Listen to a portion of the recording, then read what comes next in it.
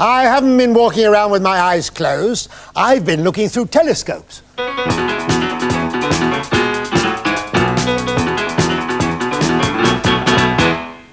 Now, I've been out and about this week, and I met a guy, and I've got to hand it to him. He's really got away with the birds.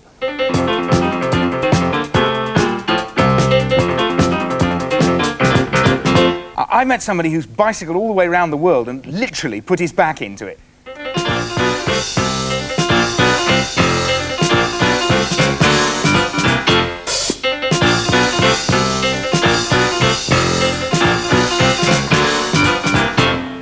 Hello, welcome to the show. Well, my first patient is sitting on my left, and it appears to be young Dr. Bellamy. Let's have a look here and see what the problem is. I'll be very gentle if I can. Here I'll unveil the whole horrid mess. Yeah? Now, what's been going on there, David? Well, believe it or not, I was playing cricket, and I found out why they don't play cricket when the wicket's wet, because I went flat on my back with my arm underneath me. Oh, I see. And 15 stone in an arm doesn't do very much good. And dare one ask, you fractured it, yes, I presume? Snapped it right in half, just about there. And a fracture of the humerus. That's it. Do you know whether it's a straight fracture or a diagonal fracture? I did see the thing, and it's sort of like that, yeah. It's a sort of step-like fracture, and they've put you into a sort of half plaster of Paris. Is it very painful at the moment? Well, I must say, you know, once when I got over the shock and sort of thought, goodness, I've, broken my arm, Yeah. it wasn't nearly as bad as I thought it was going to be, you know, as long as I did what I was told, you know, and didn't move about. I got whipped off to hospital, and not very long after, I was like this, sitting up moderately comfortably and doing, as you would say, moderately well. Yes. But now I've got you here, I want to ask you one or two questions, Sure. because, you know, first of all,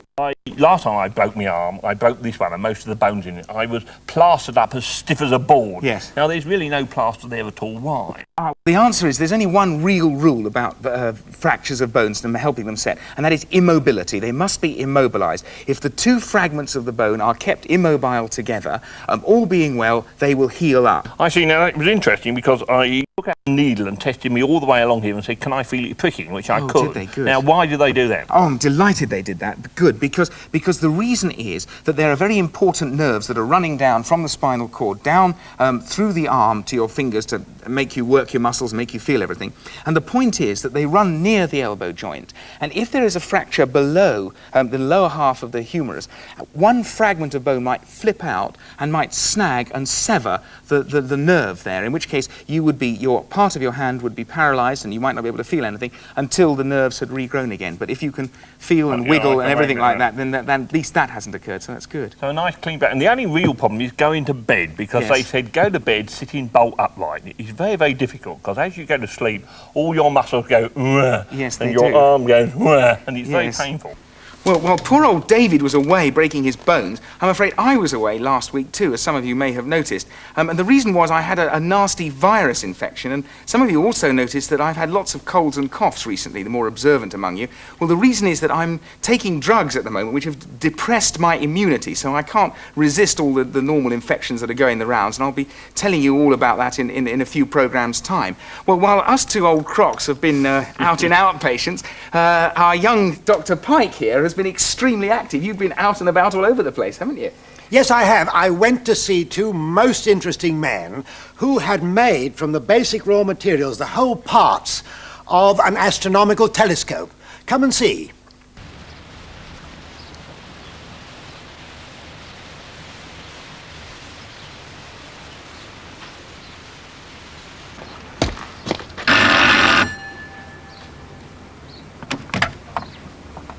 Good afternoon. Hello, I'm Magnus Pyke. I'm Harold. This is Brother Werner. Hello. I've come to see your telescope. Is that all right? Yeah, It's pleasure. Come in. Have a cup of tea with us. Oh, a cup of tea. I'd like that. Yes, thank you.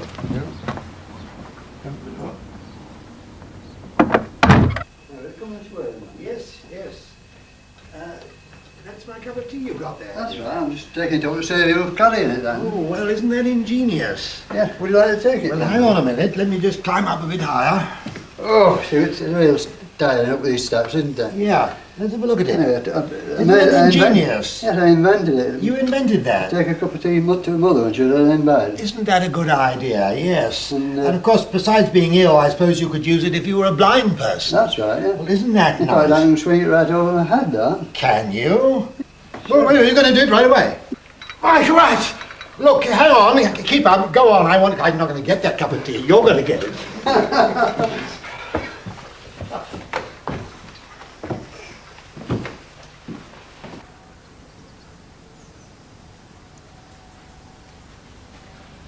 Oh, good. You've got me cup of tea. Thank you very much.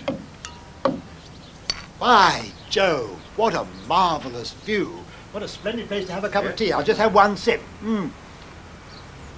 But look, now I've got all this way, I'd like to see your marvellous telescope. Well, Come and... it's all ready there. Good, let's have a look at it. Now just put down my cup of tea and have a look at this wonderful telescope. Now this is the mirror that collects the light, and then it focuses the light on this mirror here, and that focuses it back again down this tube to the eyepiece over there. Yes, I've got it. And how did you get the mirrors? Because this one is concave and that one's convex. How did you manage to get this the right shape? Because you made the mirror, didn't you? That's right.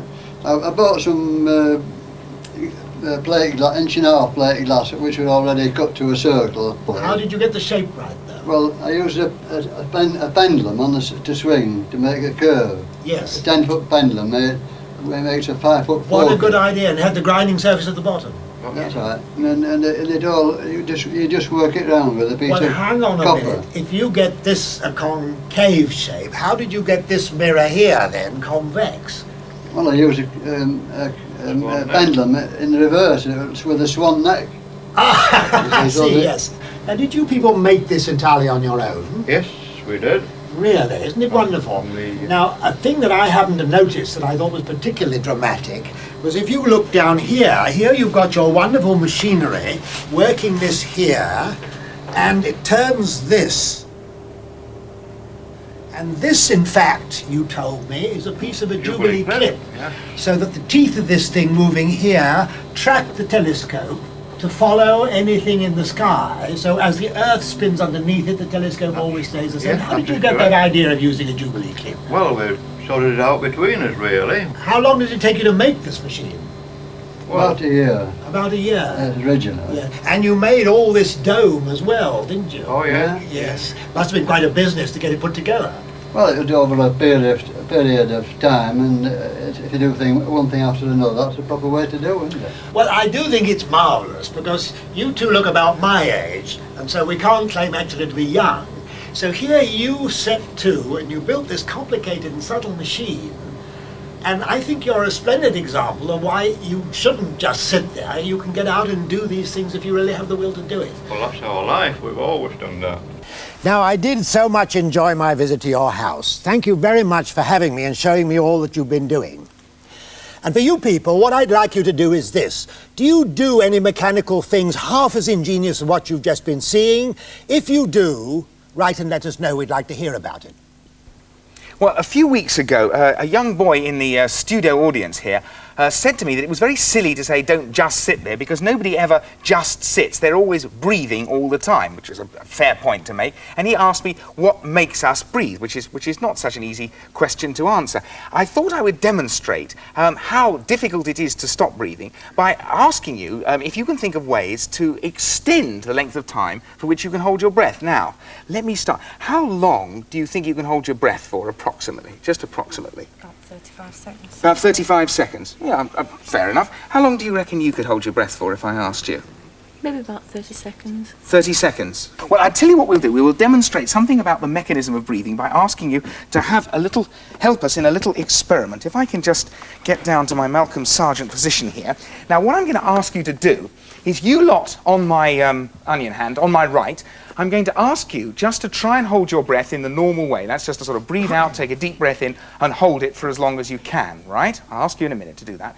Now, you lot, I want you to try and hold your breath for longer on my left. And what I want you to do right now is to start panting, to take deep breaths in and to start pushing it out. We'll do that for about 15 seconds. So here we go. Deep. In and out, keep going.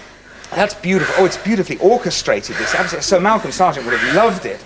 It's absolutely superb. I'll explain why you're doing that in a moment. Don't do it if you feel faint, but I'm sure you're doing fine. Keep going. That's lovely. Right now, take a deep breath in, all of you now, and hold your breath as long as you can. And with a bit of luck, we should find that the people who've done the panting can hold their breath for longer. So the moment you run out of breath and you feel you've just got to take another breath, just put your hand up in the air and keep it up. And with a bit of luck, we'll see more hands appear on this side of the audience, where you've just held your breath in the normal way, than on this side, where you've done your pre-panting, as it were. There are no hands. Stop if you feel faint or lose consciousness or die or anything like that, please. Oh, lots of hands here. Jolly good. You're all managing beautifully on this side. Yes, keep. Oh, lots of hands. Excellent. Absolutely excellent. A few of the panting group have packed up. In fact, most of the ordinary group have packed up. The panting group are packing up. But you're not doing too badly. You've done about an extra 10 seconds or something like that, and there's at least half of you. You're absolutely remarkable. Perfect. And it's, well, all of you lot have now packed up, haven't you? Yes, you've all given up. There's about a third here. We're going to stick with the last few diehards. Absolutely. You'll dislocate your retinas. You want to be very careful there. But absolutely fabulous. All right, I'll release you. Okay, fine. Well, absolutely beautiful demonstration. Now, what happened? Well, the answer is that you take your breaths in the ordinary, not because you're running out of oxygen, as you might expect, but because of carbon dioxide. Now, what happens in the normal way is you breathe in and you take oxygen from the air into your lungs, goes into your blood, round the body, and does all its work in the tissues, and that makes carbon dioxide, and the carbon dioxide comes back to your lungs, and you breathe it out, like just sort of getting rid of rubbish. And it's the level of rubbish, of carbon dioxide in the lungs, that stimulates the breathing, you see.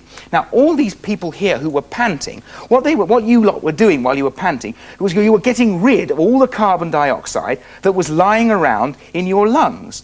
And so it was an extra 15, 20, maybe longer, 30 seconds before you lot had built up your carbon dioxide again and stimulated your breathing. Whereas these people who just held their breath in the ordinary way, the carbon dioxide built quite rapidly up in their blood and they had to take a breath quickly. You lot, you got rid of your carbon dioxide and you had an extra 30 seconds while it was all building up again. But I feel like the man at the beginning of Batman, this is not something you should be trying for yourselves at home. All these people are relatively fit and it can't actually do you any good. But it does make the one point that while we're actually sitting there, we are actually breathing, and it's the carbon dioxide that's making us do it.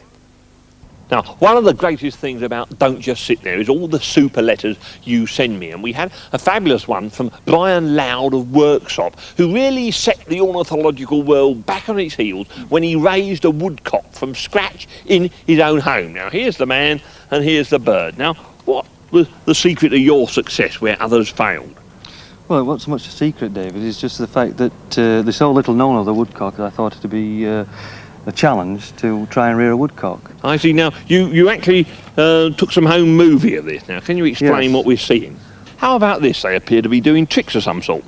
Yes, David. I've taught him tricks because I wanted to assess how clever they were, because for years I've kept and bred magpies, jackdaws and jays, and they are supposed to be the cleverest of European birds. And to me, it struck me as the woodcock was a very clever bird. I taught him to search for worms inside a matchbox and also to lift lids off little dishes, which he's doing to get to his food, which is, I think, is showing how intelligent it really is, because it didn't take a lot of training. Actually, now let's come back to the food, because, you know, with that long bill, he looks much more like a wader to me than the woodland bird. Well, it is actually a wader, David, yes. So how do they feed in the wild? In the wild, they feed through probing this long bill down into the soft ground. Beautiful, smooth, but you're getting all manky at the top. What's that? Yeah, well, I think myself it's growing a new bill. And of course some birds do that, the hornbill and the puffin. The hornbill and the puffin, cast their bills, but this is actually, say on the thumbnail, if you damage your nail, and the new one pushes the old one off. It's not actually a new bill, it's a new outer shell. Now, one of the things you said in your letter was, you know, that you think it's almost like a chameleon. Well, how can it be? Well, as you know, a chameleon can change its colour to suit its environment it happens to be in. Well, a woodcock, to me, it's a steady process, so you've got to be observing it readily. But I think seasonal changes occur where, say in the spring, lighter ground, it gets lighter feathers. And actually, in this time of year, it's in a moult now. It's it's casting all its feathers. But autumn time, it changes them gradually again, loses some to a lighter colour. Then halfway through the winter, so the snow thaws and the leaves are all brown. Then it goes a darker shade. Now, please don't just rush out and think you can start rearing baby birds or collecting eggs and bringing them in, and bringing up the chicks. There's all sorts of laws against it anyway. Be very careful. Brian is an expert, a member of the society who is helping to, rear wild birds and learn about them in captivity. Don't try and emulate it. Just, learn from his experience. Now, you remember we were talking about the tides, what makes the tides, and everyone was more or less agreed that something to do with the gravitational pull of the moon.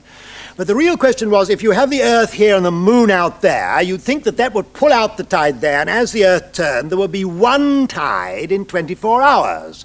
So the question was, why are there two tides in 24 hours? And we've had a number of people who think they know the answer. Now then, it was you, but your mum is going to tell it what you think. What do you think is the answer? Well, we've been interested in astronomy for a few years now, and we looked in the textbooks for the answer, and there wasn't one. Ah, yes. So we did a little thinking, and knowing that the Earth and the Moon revolve around a common centre of gravity, rather like figures on either end of a weather vane. Yes. We thought that maybe this had something to do with it, and Joan said perhaps it's centrifugal force. Yes. And knowing, of course, that the gravitational pull of the Moon must be weaker on the far side of the Earth, Yes. we wondered if this centrifugal force would be sufficient to overcome the gravity of the Moon and throw the water out on the far side, so that as the Earth spins, you'd get the second tide coming round every 24 hours. Well, yes, now there's something that we can get our teeth into there. But you see, it's perfectly true, you have the Earth here and you have the Moon going round it. And of course, the two of them together, you could imagine they were one thing. They were going round in one great piece. And you thought that gave enough centrifugal force to throw the tide up on the far side, did you? Yes. But what about the fact that this beautiful dance of the Moon going round the Earth and the Earth going round the Moon, because if I go round you, you go round me, only happens once a month? And the question that you are trying to answer is why you get two tides in one day. So that doesn't quite answer it. But wait a minute, we've got another one. We've got Chris. Now you look beaming with brains. What was your solution? Why do we get two tides a day? Well, I'm a science fiction fan, and I read somewhere that the theory that the tides on the side of the Earth nearest the Moon are caused by the direct gravitational pull of the Moon, and on the opposite side of the Earth by the reduced gravitational pull of the Moon. Yes, that's your explanation. Yes. Well, as a matter of fact, I think I'll join you there. Because if you read the literature, what they say is, imagine there is the Earth, and imagine it's all divided up into little bits, like little pound packets, the whole of the Earth, and then we have the water on the outside of it. Now, if there was no Moon at all the forces, in fact, would be pulling in to a point which would be the centre of the Earth, and they would all pull in evenly, and you wouldn't get a tide. Then you invent the Moon, and it is perfectly true, the Moon exerts a gravitational force. So on this side, all the little particles are getting a strong pull that way, and therefore, instead of being, as it were, from the centre of the Earth appears as if it moves a little over this way, of the two of them together. And then on the far side, you're perfectly right, because it goes down as the square of the distance, because this is a little further away, these little particles, little packets of water, are not pulled so far, so you get a thing shaped like a rugby ball. In this case, you get the direct pull of the gravity, and here you get the effect of the non-gravity on that side. Now, that satisfies me, and it satisfies you. But it is perfectly true, we have to take into account this business about the Moon and the Earth going round, because that's in the literature. And where I think we're all agreed is, it may be in the literature, it may be in the textbooks, or it may even be in your science fiction books, because some of them have a lot of good science in them as well. But just because it's in a book, neither you nor I have got necessarily to believe it, unless we can see, you understand what the man, his argument is, and say, that is so. So thank you very much for your answers, and go on reading books. But I think what we've all got to do is to think when the man puts up an argument, is it clear? What the Americans call the aha reaction. Aha, I've got it. That's why there are two tides. Well, if I can shift the subject from moon cycles to ordinary bicycles, I'd like you to meet a cyclist with a difference. Now we're riding along on the bicycle, honey, that's a bicycle built for two. Ray Reese is a remarkable man. The rearview mirror, now I got a better view, you know. To all appearances, he's a young and rather fit-looking 49-year-old. One day, he jumped on his bike and simply rode round the world. Well, that's achievement enough, you might think, but Ray's actually been suffering from a crippling back condition since the age of 22. It's called ankylosing spondylitis. It's a fairly rare rheumatic disease in which the spine becomes fused due to extra growth of bone.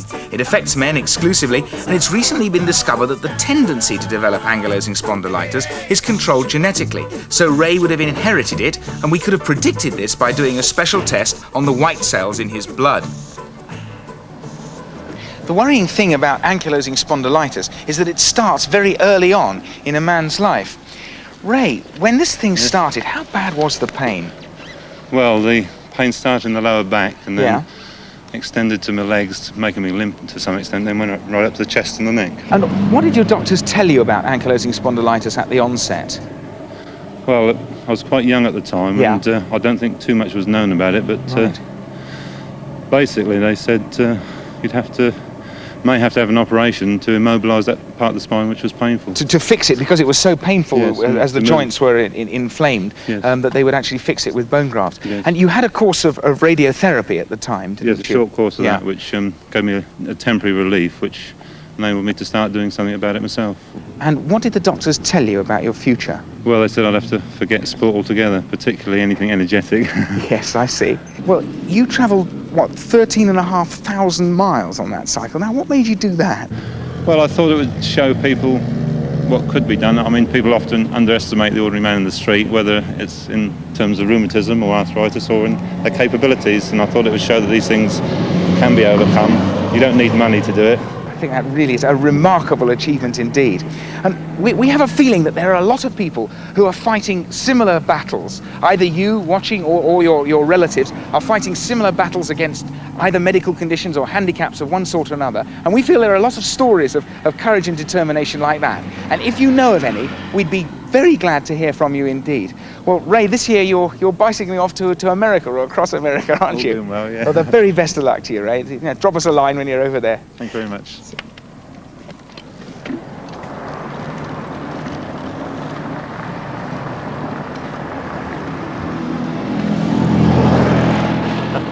The combines are rolling. Harvest time, 1790 is here, and it started here in Christchurch in Hampshire, just about where it always starts every year. In fact, the first field of barley was harvested last week, and then one has already been taken off in the Isle of Wight. Now, with your help, we want to plot the progression of harvest time throughout the whole of the British Isles. Now, if things are right, it should fill up the southeast here and then up into East Anglia, across to the west, and then slowly up north, up into Scotland. But will it follow the normal pattern? Well, with your help we can find out. And it's a cereal harvest, and by cereals we mean oat, wheat and barley.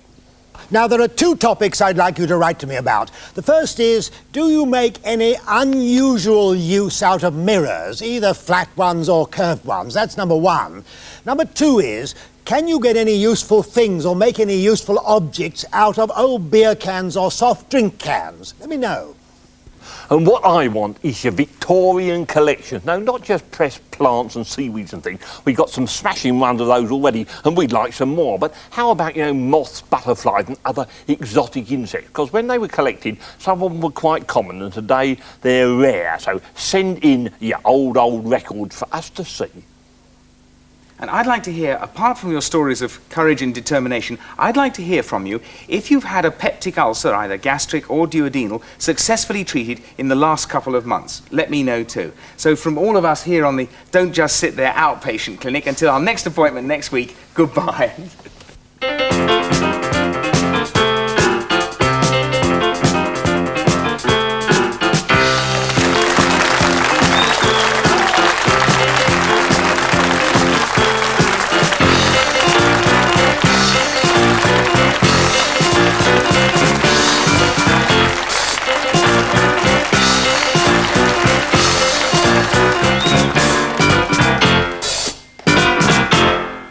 Send your letters to Don't Just Sit There, Yorkshire Television, Leeds LS3 1JS, or give us a ring on 456710 or 456750. That's Leeds 456710 or 456750.